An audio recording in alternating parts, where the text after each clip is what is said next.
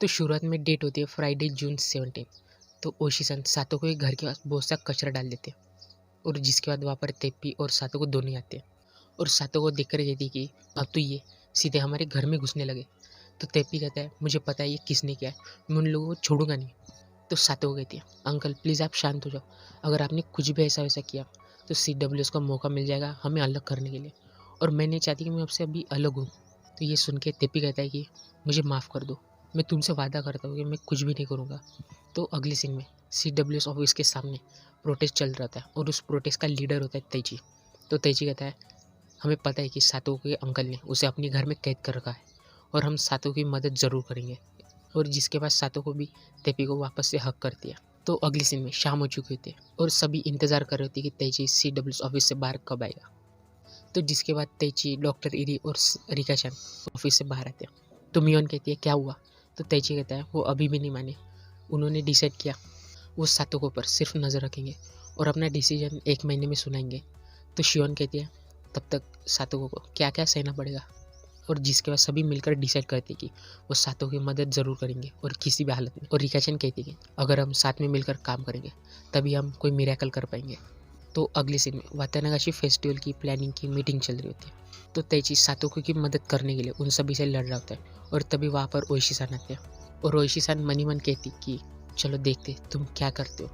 इसे लग रहा है कि यह सब कुछ सही कर रहा है और उसके दोस्तों को भी उस पर पूरा विश्वास है। इन्हें पता भी नहीं वहाँ पर क्या हो रहा है और जब इसे सच पता चलेगा तो क्या होगा। और तेजी उन सभी को मना ही लेता है सातोको की मदद करने के लिए। तो जिसके बाद अगले सीन में CWS ऑफिस के सामने पहले से भी बहुत ही ज़्यादा लोग आ चुके थे प्रोटेस्ट में साथ देने के लिए। तो जिसके बाद वहाँ पर ओशी-सान आते हैं और उन सभी से कहते हैं कि मुझे तुमसे कुछ बात करनी है। और ओशी-सान के साथ जो ऑफिसर होता है उसे कॉल आता है चीफ का। तो ओशी-सान उन सभी से बात कर रहे होते हैं और तभी वहाँ पर वो ऑफिसर आता है और ओशी-सान से कहता है कि आपके लिए चीफ का कॉल आया, और जिसके बाद ओशी-सान वहाँ से चले जाते हैं। तो जिसके बाद वहाँ पर सोनोज़ाकी फैमिली का जो हेड होता है वो वहाँ पर आते हैं। उस गांव में बहुत ही ज़्यादा पावरफुल होते हैं। तो ओशी-सान उनके साथ लड़ रहे होते हैं और उनके पास एक लॉयर होता है और वो कहता है कि आप हमें यहाँ पर प्रोटेस्ट करने से नहीं रोक सकते। तो वो लॉयर कुछ डॉक्यूमेंट दिखाने वाला था, तभी ओशी-सान कहते हैं ठीक है तुम लोग अंदर जा सकते हो। और जिसके बाद वो अंदर जाने वाले की तेची कहता है सातों को हम बस आ रहे। और जिसके बाद सीन आता है सातों के घर पर जो उसके लिए और तेपी के लिए खाना बना रही होती है और वो दोनों बहुत ही खुश होते हैं और तभी सातों को एक हल्की सी स्माइल देते हैं और वहाँ पर क्रैक जैसे कुछ इफेक्ट आते हैं।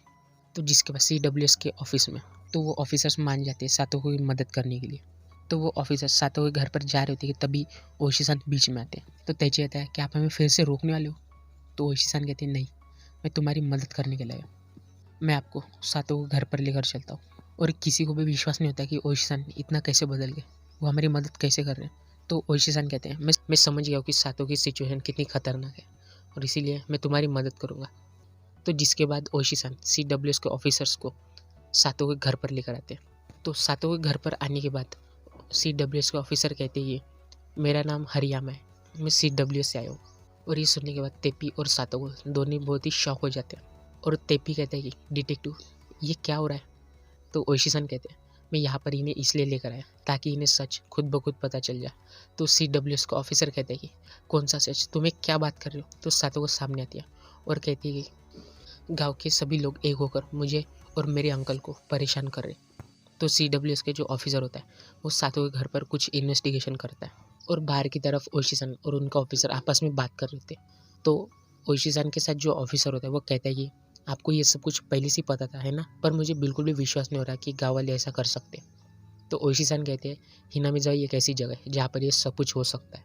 तो थोड़ी देर बाद CWS के जो ऑफिसर होता है वो अपना डिसीजन बना लेते हैं। तो यहाँ पर आने के बाद और सारी सिचुएशन समझने के बाद मैं इस नतीजे पर पहुँचा हूँ कि तुम सातोको को बिल्कुल भी परेशान नहीं कर रहे हो, पर इस केस में सोनोज़ाकी फैमिली भी इन्वॉल्व है। तो मुझे समझ नहीं आ रहा कि मैं इस केस को कैसे हैंडल करूँ। तो ओशी-सान कहते हैं क्यों ना ये केस तुम मुझे सौंप दो। और तभी ओशी-सान के साथ जो ऑफिसर वो कहता है कि आप ये क्या कर रहे हैं, अभी तक हमने चीफ से भी बात नहीं की। तो ओशी-सान उसे रोकते हुए कहते हैं तो क्या कहते हो, ये केस मुझे दे दो। तो CWS के ऑफिसर सोचने के बाद कहते कि ठीक है ये केस मैं तुम्हें देने के लिए तैयार हूँ। और ओशी-सान अपनी गर्दन को खुजा रहे होते। तो जिसके बाद वो सभी वहाँ से जा रहे होते और ओशी-सान तेपी से कहते कि कल वातानागाशी फेस्टिवल है। तो तेपी कहता है तो क्या हुआ। तो ओशीसान कहते हैं तुम्हें ओयाशिरो सामा के कर्ज के बारे में तो पता ही होगा। ऐसा श्राप जो हिनामिज़ावा के जो दुश्मन होते हैं उन्हें ये श्राप मार देता है। तो सातो कहती है अभी तो हम इस गांव के दुश्मन हैं। तो ओशीसान कहते हैं तो हो सकता है कि गाँव वाले तुम्हें इस कर्ज के नाम पर मारने के लिए यहाँ पर आए। तो तेपी कहता है तो फिर हमें क्या करना चाहिए। तो ओशीसान कहते हैं तुम चिंता मत करो, तुम कल पूरा दिन घर में रहना, जब तक वातानागाशी फेस्टिवल ख़त्म नहीं हो जाता मैं तुम्हारे घर पर ही नज़र रखूँगा। और वहाँ से जाते वक्त भी ओशीसान अपनी गर्दन को खुजा रहे होते हैं। तो वातानागाशी फेस्टिवल की तैयारी चल रही होती है। तो अगले सीन में रिका-chan के घर पर उसे सातो का कॉल आता है और रिका-chan बहुत ही खुश हो जाती है और वो कहती है कि सातो तुम ठीक तो, तुम्हारे घर CWS वाले आए थे, क्या हुआ। तो सातो कहती है तुम पहले तो शांत हो जाओ, मैंने तैची को भी अभी फ़ोन लगाया था और उसने भी यही सब कुछ पूछा। तो जिसके बाद हम सातो को तैची से बात करते देखते हैं। तो सातो कहती है CWS वाले मेरे घर आए थे और जिसके बाद मेरे अंकल बहुत ही गुस्सा हो गए थे, उन्होंने मुझे मारने की कोशिश की पर ओशीसान ने उन्हें पकड़ लिया और अपने साथ पुलिस स्टेशन लेकर चले गए। तो उस वक्त सातो ने तो तेप्पी के चाय में बेहोशी की दवा डाल दी होती है। तो जिसके बाद तेप्पी बहुत ही गहरी नींद में सो जाता है। तो रिका-chan कहती है ये सुन के मुझे बहुत ही खुशी हुई और जिसका वो फ़ोन रख देती है और सातो कहती है कि उसे लगता है कि उसने एक हैप्पी एंडिंग ढूंढ ली है, पर ओयाशिरो सामा के कर्ज की तो अभी बस शुरुआत हुई है। तो संडे जून 19 को यानी वातानागाशी फेस्टिवल के दिन तैची और रिन साथ में आ रहे होते। तो रिन कहती है अब सातो भी हमारे साथ आएंगी है ना। तो जिसके बाद दोनों मियोन और शियोन से मिलते। तो शियोन कहती है रिका-chan सातो को लेकर सीधे फेस्टिवल में आ जाएगी और हमारी गैंग फिर से पहले की तरफ बन जाएंगी। और जिसके बाद सातो के घर पर तो तेपी नींद से उठता है और सातो को वहीं पर खड़ी होती है। तो तेपी कहता है मेरा सर बहुत ही दर्द कर रहा है और सातो बहुत ही अजीब तरीके से हंस रही होती है। और सातो कहती है कि रिका यहाँ पर किसी भी वक्त आ सकती है और आपको भी अभी उठना था, ये सब कुछ तो बहुत ही गलत हो रहा है, मुझे जल्दी से इसे ख़त्म करना पड़ेगा। तो सातो कहती है अंकल आपने जो वक्त मेरे साथ बिताया वो आपको कैसा लगा। तो तेपी कहता है वो सच में बहुत ही अच्छा था, मेरे जैसे आदमी को इतनी खुशी कभी नहीं हुई। तो सातो कहती है मुझे सुनकर काफ़ी खुशी हुई, पर अब ये यहाँ पर ख़त्म हो चुका है। और जिसके बाद सातो की आंखें फिर से लाल हो चुकी होती है, यानी कि सातो को अपने इविल मोड में आ चुकी होती है। तो सातो को तेपी के ऊपर गन पॉइंट करती है और फिर से कुछ क्रैक पड़ने लगती है और सातो कहती है आपका मरने का समय आ चुका है, पर निशाना दूसरी तरफ ही लग चुका होता है। और सातो कहती है ये क्या हो रहा है। और सातो की एक आँख नॉर्मल हो चुकी थी, यानी सातो के अंदर दो सातो होती है, एक अच्छी वाली और एक बुरी वाली। तो अच्छी वाली उसे रोकने की कोशिश करती है और वो कहती है अंकल प्लीज़ आप यहाँ से भाग जाओ। तो जो बुरी वाली सातो होती है वो तेपी को मारने की पूरी कोशिश करती है, पर अच्छी वाली सातो पूरी कोशिश करती है उसे रोकने की और तेपी को बचाने की। और सातो कहती है कि अंकल प्लीज़ आप यहाँ से भाग जाओ। और तेपी कहता है कि तुम्हें ये क्या हो रहा है, तुम ठीक तो।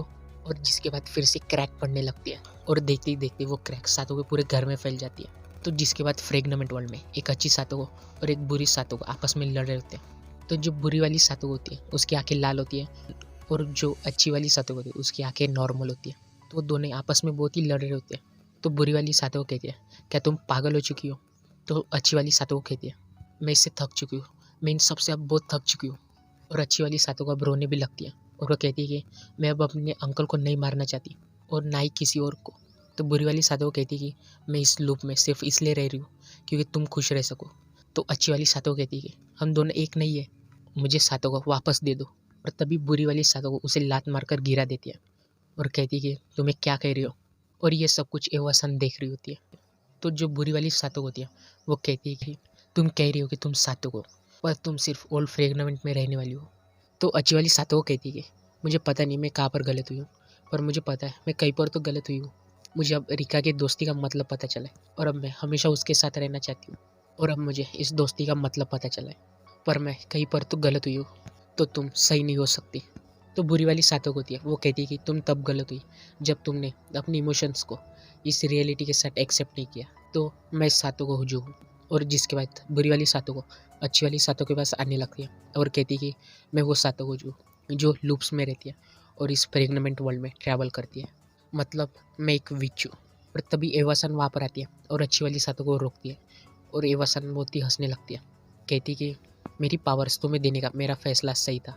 और अच्छी वाली सातो को कहती कि तुम्हें सब कुछ पहले से ही पता था। तो एवासन कहती है अगर तुम अपने आप को इस करंट सिचुएशन से कोई दर्द देती हो तो मैं तुमसे वादा करती हूँ कि मैं जल्दी तुम्हें इन सब से छुटकारा दे दूँगी, और वो भी हमेशा के लिए। तो जो बुरी वाली सातोको होती है वो अच्छी वाली सातोको पर गन पॉइंट करती है। तो अच्छी वाली सातोको रोते हुए कहती है, मैं सच में बहुत ही बड़ी बेवकूफ़ हूँ। तो जिसके बाद बुरी वाली सातोको उसे शूट कर देती है और जिसके बाद सातोको तेप्पी को गोली मार देती है और जिसके बाद उसे बेसबॉल बैट से बहुत ही बेरहमी से मारने लगती है और पूरे रूम में बस खून ही खून होता है। और इसी के साथ खत्म होता है एपिसोड नंबर 10।